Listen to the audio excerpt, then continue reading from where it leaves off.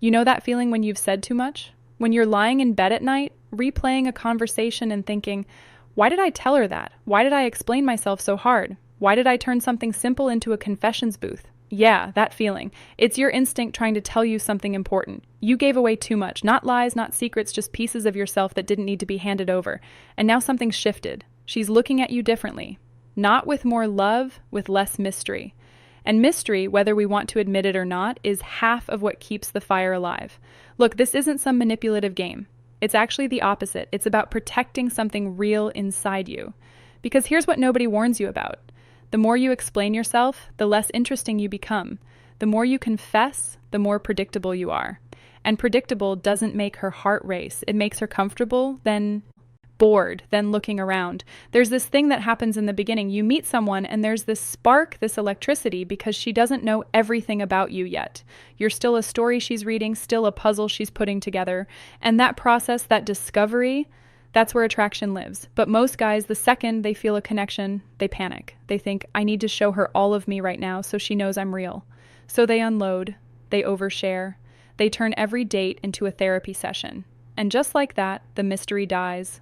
The book's finished, and she's already looking for a new one to read. So, let me walk you through something. 5 things you keep to yourself. Not forever. Not out of fear, but because some things are meant to stay yours.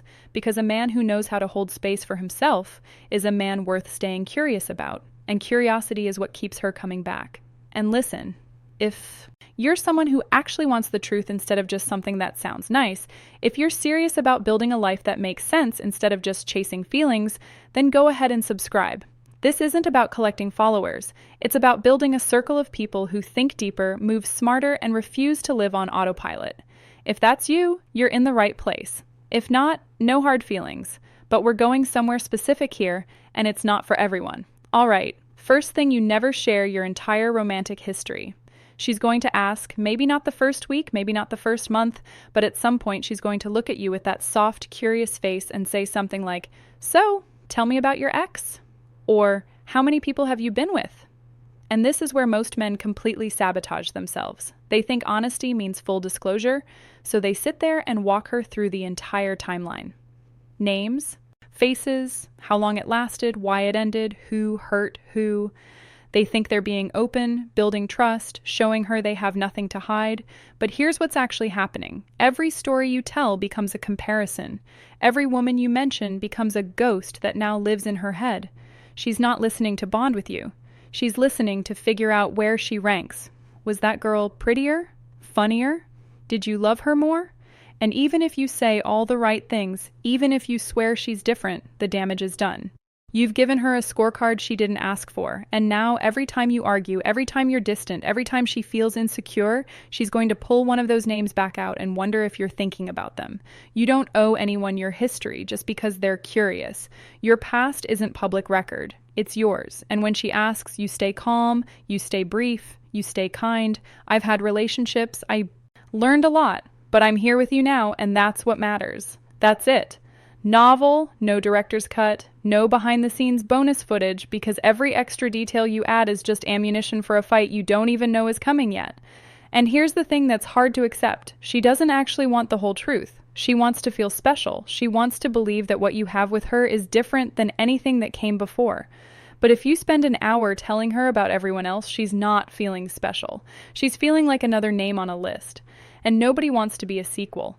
This isn't about lying. It's about understanding that some questions don't need full answers. Some doors don't need to be opened because once you open them, you can't close them again.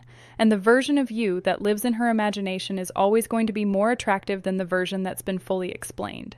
Second thing, the depth of your insecurity. Every guy doubts himself, every single one. You look in the mirror some days and think, am I enough? Am I doing this right? Do I even know what I'm doing? That's normal. That's human. But the second you turn to her and say those things out loud, something shifts.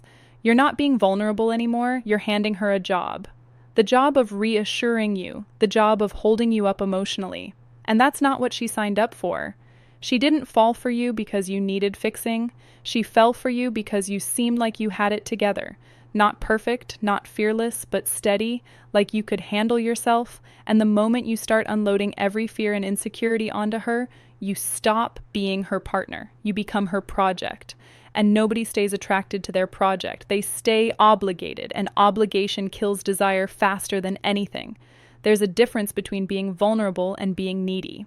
Vulnerability is saying, I'm working through something tough right now, but I've got it. Needy is saying, tell me I'm good enough. Tell me you're not going to leave. Tell me I'm doing okay. One is strength, the other is a cry for help. And you can't be her man and her child at the same time.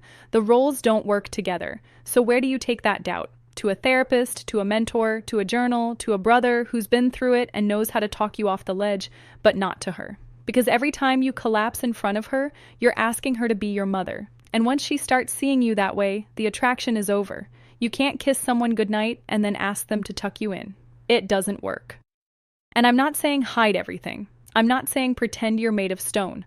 I'm saying process your chaos before you walk through the door. Show her the version of you that's done the work. That's face the fear and come out the other side.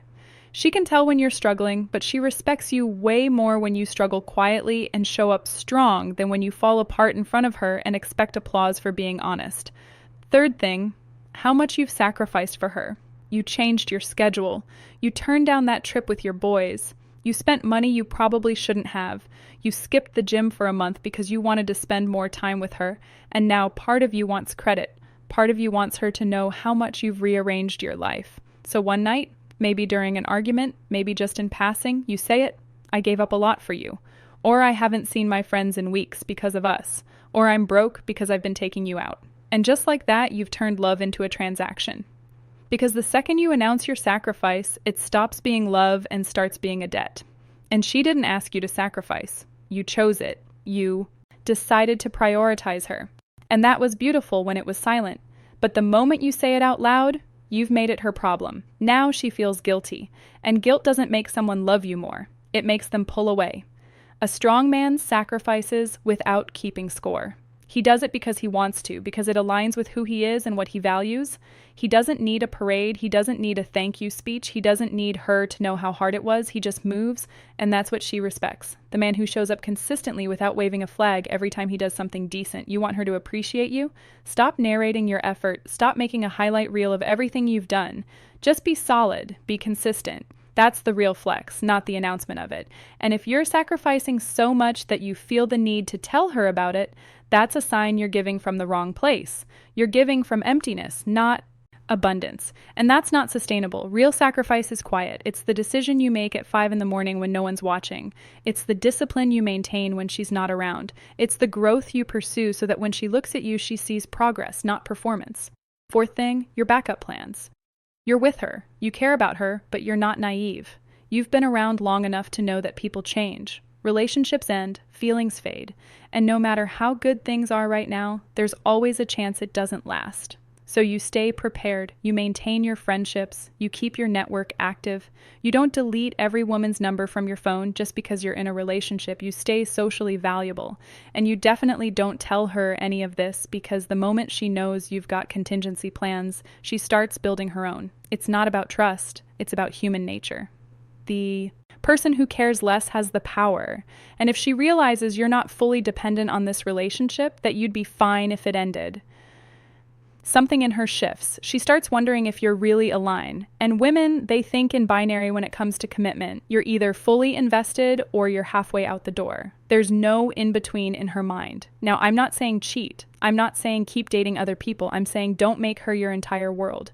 Because a man who would collapse without a woman is not a man she wants. She wants the guy who would survive, who would keep going. Not because he doesn't love her, but because he's complete with or without her. That's attractive. Dependency is not.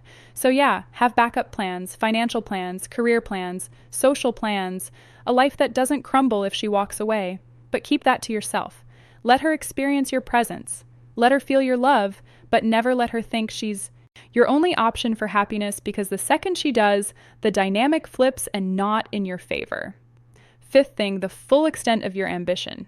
You've got dreams, real ones, the kind that require years of sacrifice, late nights, missed dings, and a level of focus that's going to take you away from her sometimes. And if you sit her down and explain the whole vision, the whole 10-year plan, one of two things happens.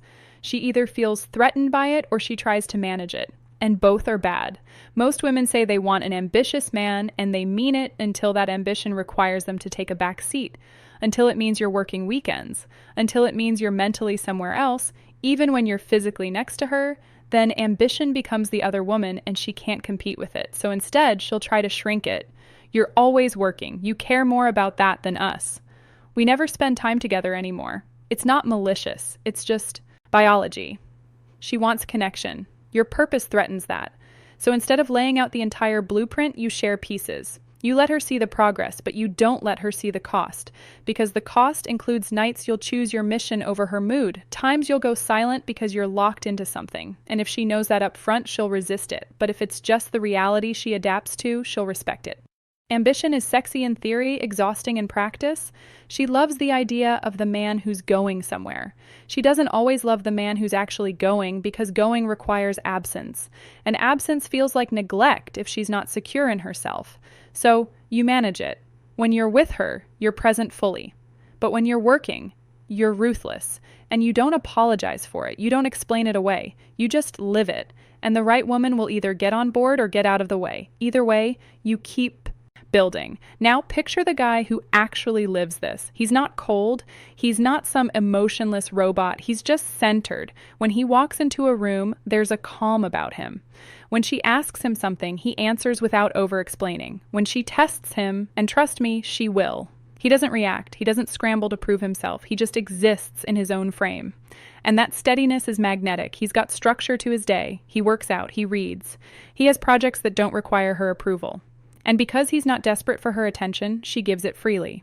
She texts first. She initiates plans. She works around his schedule. Not because he's playing games, but because he's genuinely busy building something that matters to him. When they're together, he's Alan, phones away, eye contact, present. But when they're apart, he's not blowing up her phone. He's not checking in every hour for validation. He's living his life. And that balance, that ability to be fully there and fully independent, that's what keeps her hooked, because she's never completely sure she has all of him. And that slight uncertainty keeps the attraction alive. He doesn't argue for hours. He doesn't chase her when she pulls away. He doesn't explain himself to death. If she's upset, he listens. If she's being unreasonable, he walks away, not to punish her, but to protect his own peace. And she learns fast that emotional games don't work on him. Guilt trips bounce off, tears don't manipulate, not because he's heartless, because he's not reactive. He responds. He doesn't react. And there's a world of difference. He knows what he wants, not just from the relationship, from life, and he's not asking her permission to go after it. He's inviting her to come along. But if she doesn't, the train still leaves. That's the energy. That's what separates him from every other guy. She's dated who bent himself into shapes trying to make her happy. So how do you become this version of yourself? You start by auditing what you share. Not because you're turning into some secretive weirdo, but because you're becoming intentional. Every time you feel the urge to explain, to confess, to justify yourself, pause. Ask yourself, am I saying this because it helps or because I need approval? Most of the time, it's the second one. And approval seeking is the fastest way to lose respect. Stop giving her a play-by-play of your entire day. Stop narrating every struggle. Stop offering up your insecurities like they're proof you're human. She doesn't need the raw footage. She needs the final cut. The version of you that's done the work and shows up solid. Rebuild your independence. If your mood depends entirely on hers, you've already lost. Get your purpose back. Get your hobbies back. Reconnect with your friends. Not to make her jealous, but to make yourself whole. Because a whole man doesn't need a woman to complete him. He wants her around. And want is attractive. Need is suffocating. Stop keeping score. Stop tracking everything you've done for her. Stop waiting for her to match your effort. Give because you choose to, or don't give at all. But once you give, let it go. No ledger, no silent resentment, no passive-aggressive comments later. That's how you stay free and protect your ambition like your life depends on it. Because honestly, it does. Your purpose isn't up for negotiation. Your mission isn't a group project. Share the wins with her, share the progress, but keep the doubts, the failures, the moments you want to quit, keep those to yourself. Process them privately, come back stronger. That's what she needs to see. Not the struggle, the result. You're not hiding who you are. You're just being selective about what you share.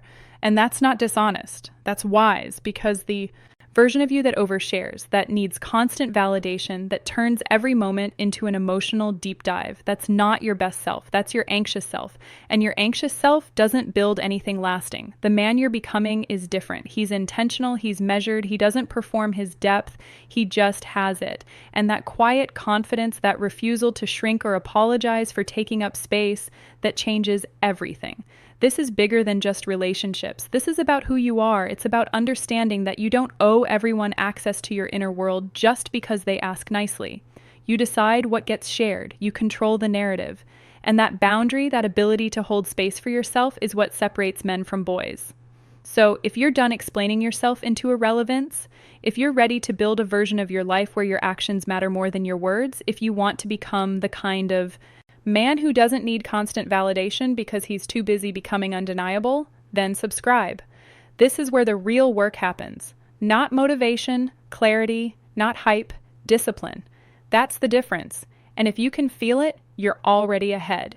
You don't need to announce yourself. You just need to show up every single day consistent, focused, unapologetic. That's the standard. And once you lock into that, everything else starts to fall into place. The respect comes, the attraction stays, and the woman who's actually worth your time, she feels the difference. She knows she's with someone real, not perfect, just solid. And solid is rare these days. Now go be that.